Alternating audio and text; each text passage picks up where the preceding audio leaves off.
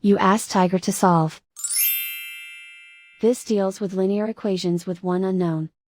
The final result is n equals 15. Let's solve it step by step. Simplify the expression.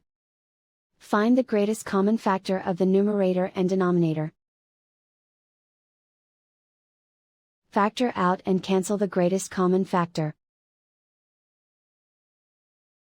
Swap sides.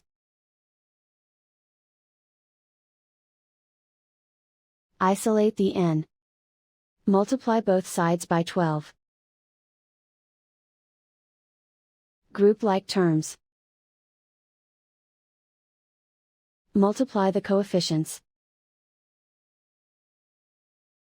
Simplify the fraction. Multiply the fractions.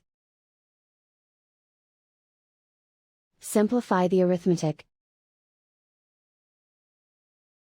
And so the final result is n equals 15.